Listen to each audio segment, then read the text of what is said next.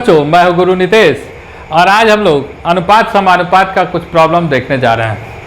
अनुपात समानुपात का पहला प्रॉब्लम दिया हुआ है कि x:81 समानुपात 4:x है ना। x:81 प्रोपोर्शनल टू 4:x, तो x का मान क्या होगा। जैसा कि आपको पता है कि इसको बोला जाता है एक्सट्रीम, इसको बोला जाता है एक्सट्रीम, इसको बोला जाता है मीन और इसको बोला जाता है मीन। और समानुपात में एक ही नियम होता है कि मीन गुना मीन बराबर एक्सट्रीम गुना एक्सट्रीम, मतलब इन दोनों का गुणनफल इन दोनों के गुणनफल के बराबर होता है हमेशा हमेशा।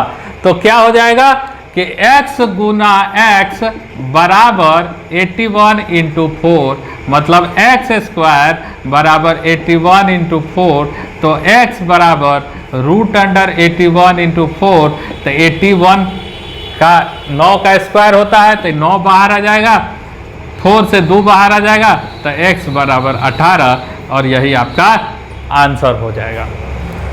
दूसरा सवाल कहता है कि दो संख्याओं का अनुपात 5:9 है, प्रत्येक संख्या में 9 जोड़ देने पर इसका अनुपात 16:27 हो जाता है, तो संख्या ज्ञात करें। ठीक है, तो दो संख्या दिया हुआ है, अगर n1 और n2 का अनुपात दिया हुआ है 5:9, तो इसका मतलब संख्या 5x है और संख्या 9x है। दोनों संख्या में 9 जोड़ दिया जाता है, तो 9 इसमें भी जुड़ जाएगा, 9 इसमें भी जुड़ जाएगा, तो नया अनुपात हो जाता है 16/27। अब क्या करना है, हमको क्रॉस मल्टीप्लिकेशन कर देना है, इसको इससे इसको इससे। तो जब हम लोग इसको क्रॉस मल्टीप्लिकेशन कर देंगे तो ये हो जाएगा 135x प्लस 243 बराबर हो जाएगा 16×9 144x प्लस 144।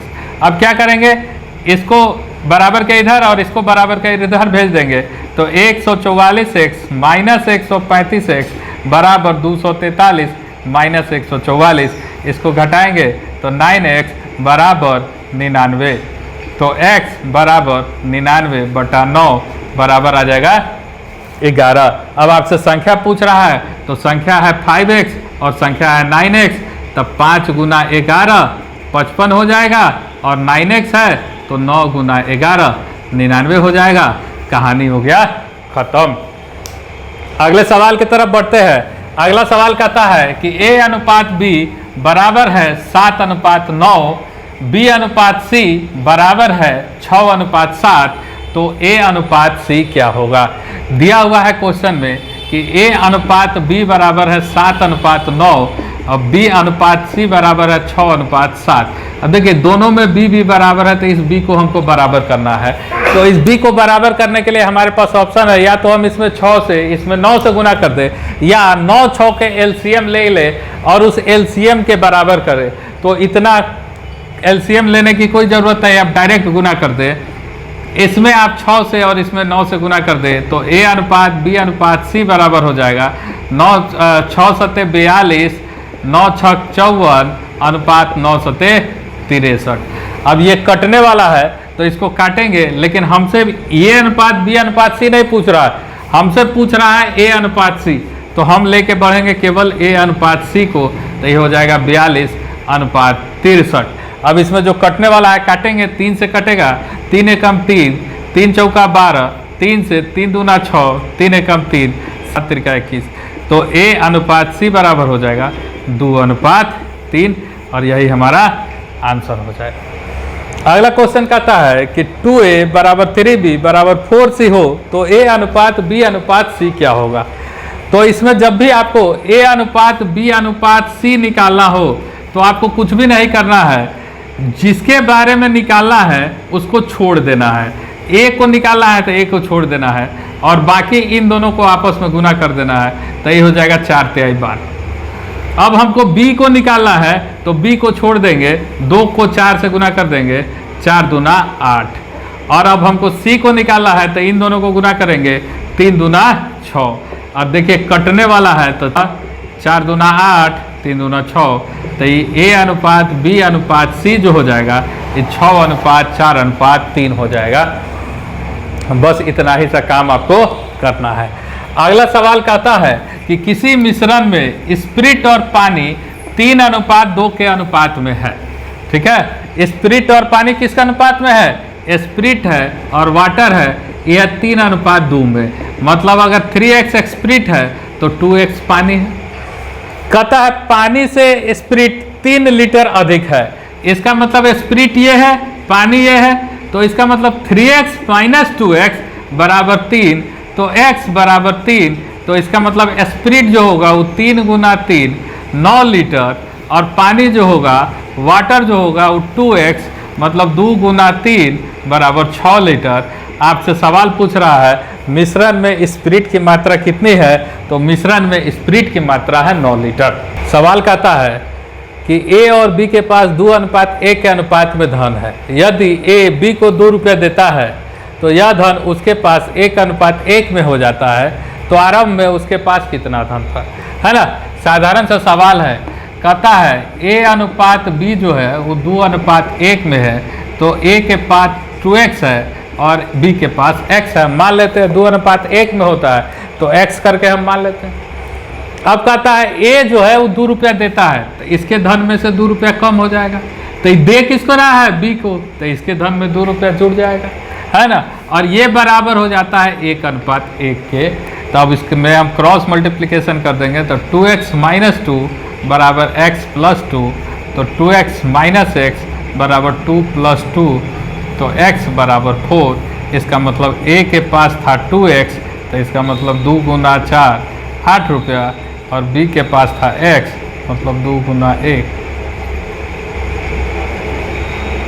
1 गुना 4 4।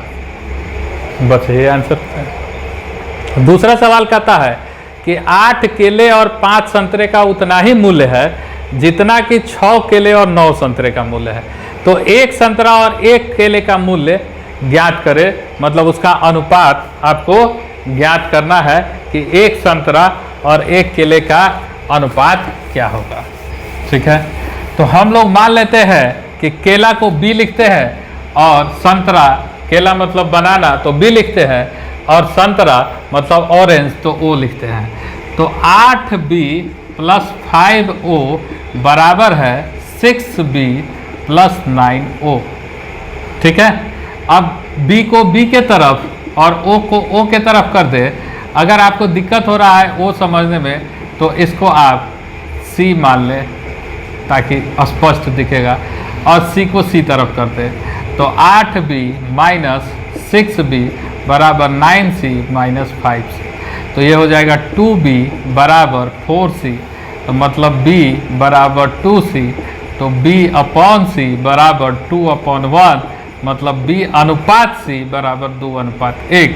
तो 1 केला और 1 संतरा, है ना, 1 केला और 1 संतरा के कीमत का अनुपात हो जाएगा 2:1। यही आपको निकालना था। अगला सवाल कहता है कि एक बक्से में 3 दर्जन दर्पण थे। बक्सा गिर जाने के कारण कुछ सीटें टूट जाते हैं, तो निम्नलिखित में से कौन सा अनुपात टूटे और न टूटे दर्पणों के मध्य हो सकता है। अब बताइए कि इस तरह का सवाल आप बहुत सारा सुने होइएगा कि एक कुआं में 10 मछली है, अगर 2 मर गया तो कुआं में कितना मछली बचा, है ना। तो जो मर गया वो उड़ थोड़े गया, वो तो कुआं ही में रहेगा ना। तो यहाँ जो दर्पण बक्सा में था, चाहे वो टूट गया चाहे ना टूटा, जितना था उतना ही रहेगा, उसके संख्या में तो किसी तरह का परिवर्तन नहीं होगा।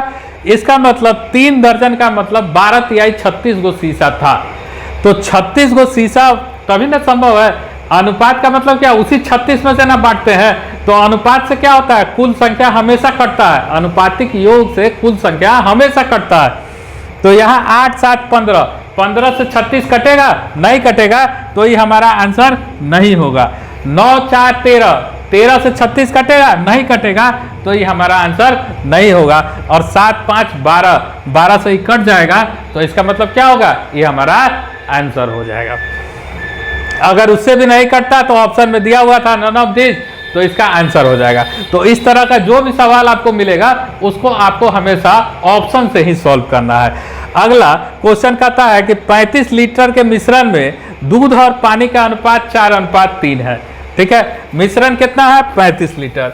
इसमें क्या है, दूध और पानी का अनुपात है 4:3।